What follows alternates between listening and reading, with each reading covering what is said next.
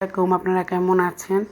আজকে আমি মিষ্টি কুমড়ার মতো কুলি পিঠা বানিয়ে দেখাবো। প্রথমে আমি নারকেলের দিয়ে দিলাম কড়াইতে, তারপর আমি গুড় দিয়ে দিব পরিমাণ মতো, এলাচের গুঁড়ো দিয়ে দিব,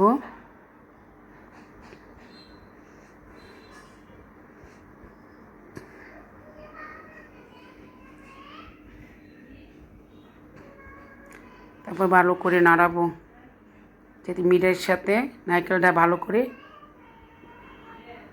লাগে। এ তো আমার নারকেলের পুর হয়ে গিয়েছে। আমি আগে থেকে ময়দাটা গুলিয়ে রেখেছি। এখন আমি কুলি পিঠা বানাবো।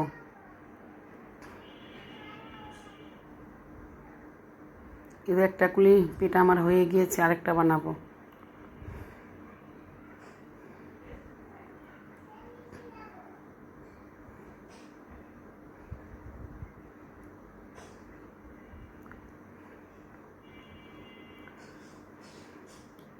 আমি মিষ্টি কুমড়ার শেপটা দিয়েছি।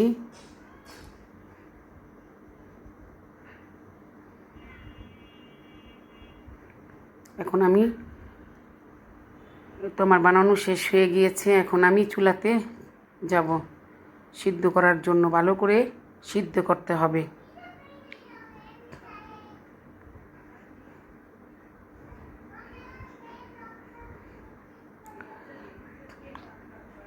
আমার সিদ্ধ প্রায় শেষ। এখন আমি পরিবেশন করব। আমার কুলি পিঠা ভালো লাগলে কমেন্টে জানাবেন। আল্লাহ হাফেজ।